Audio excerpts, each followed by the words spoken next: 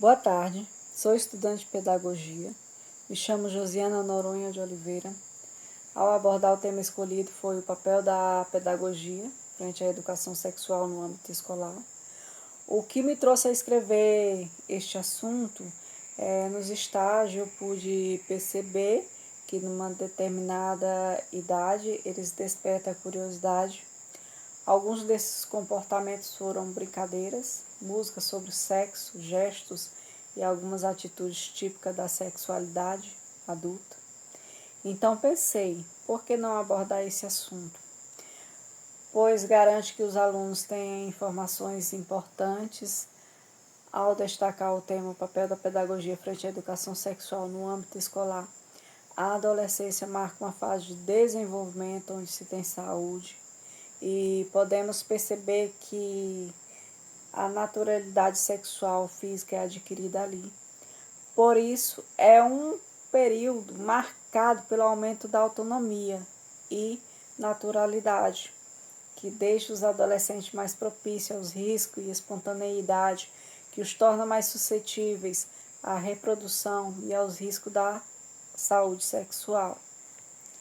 Quando abordamos os riscos, estamos nos referindo ao sexo não planejado ou desprotegido, gravidez não intencional, abortos e os riscos elevados de doenças sexualmente transmissíveis, as DSTs. Ao relatar esse assunto, as DSCs refere-se às bactérias, vírus e parasitas transmitidas através do sexo vaginal, anal e oral. Essas são infecções que não desenvolvem nenhuma doença. Já as DSTs, por exemplo, causam doenças inflamatórias pélvicas e câncer. Falando sobre as doenças sexualmente transmissíveis, alguns são curáveis, como a sífilis, a gomorreia, a clamídia, entre outras. Enquanto a hepatite B, a herpes, o HIV e o papilomavírus, o HPV, são incuráveis. Em alguns países, a impenetração da educação sexual ela continua sendo controverso. Nas culturas asiáticas, a percepção ela continua esvaziada. Já para alguns países, argumenta que a educação sexual ela incentiva a promiscuidade entre os jovens, que deve ser evitada falando sobre o assunto para não despertar o urso adormecido, segundo eles. Os pais e os educadores, alguns testemunham que o comportamento sexual problemático dos jovens pode ser minimizado, mas para alguns continua sendo um grande tabu. O Congresso Nacional ele estabeleceu em dezembro de 1996 os parâmetros nacionais curriculares, que a educação sexual se tornaria parte das atividades curriculares e extracurriculares em todas as escolas nacionais. Esse controle sobre o corpo, o gênero, sexualidade dos alunos tem uma longa história. Tem sido usados argumentos sobre moral, higiene, saúde, epidemias, masturbação, contracepção, gravidez indesejada na adolescência, direitos sexuais e reprodutivos, prevenção de doenças sexualmente transmissíveis. Esses argumentos servem para justificar a educação sexual na escola, pois a adolescência é um momento de profunda mudança física, psicológica e social. As DSTs, mais de 1 milhão de pessoas entre 15 a 45 anos contraem uma doença todos os dias. A incidência de HIV foi de 39,9 milhões de pessoas no mundo em 2023. O preservativo é uma forma de prevenção. Ele protege contra a gravidez e as DSTs. Sua eficácia depende do uso correto, mas em alguns casos, mesmo com o uso do preservativo, tem risco de contaminação. Alguns meios também de prevenção incluem a vacina.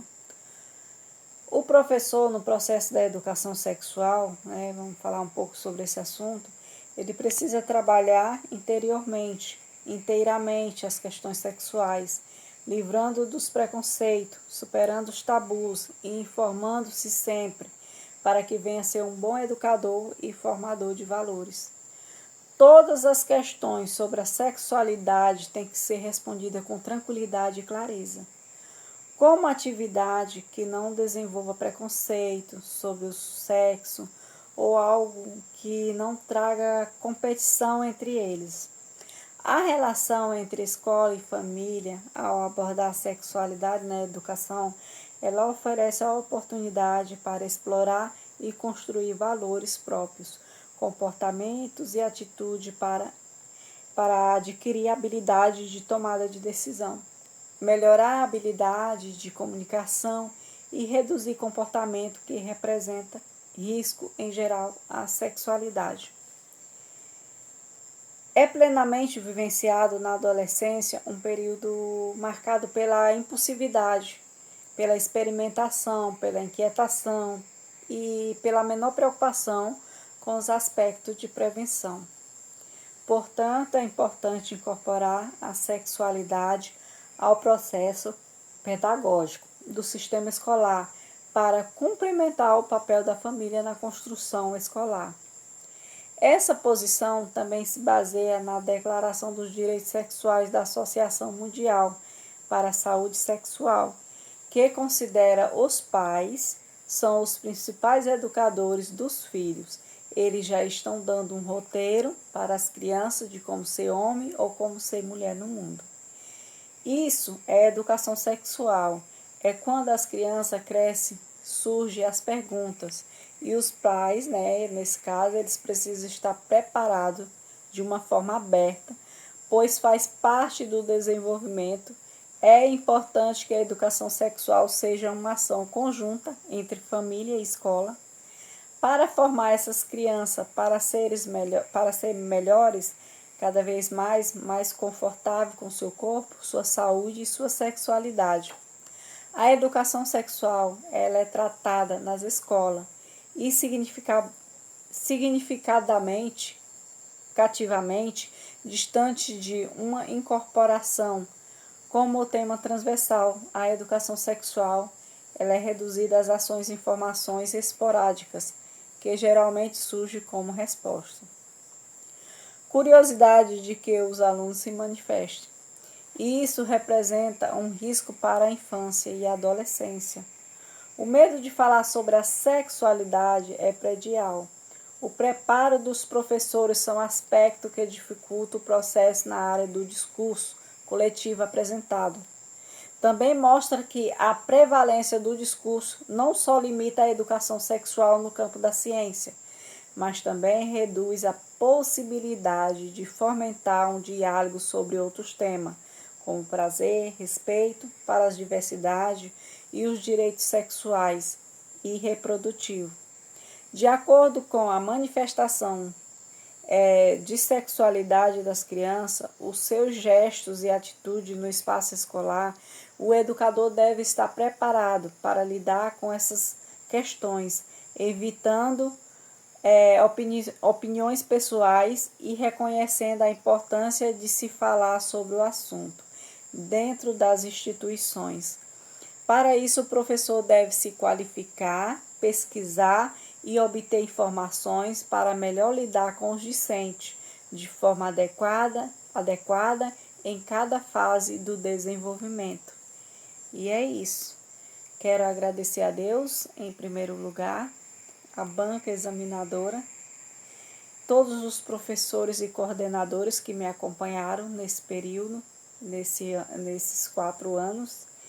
E é um grande prazer estar com vocês e estou muito feliz de estar concluindo essa etapa. Um abraço a todos e muito obrigada.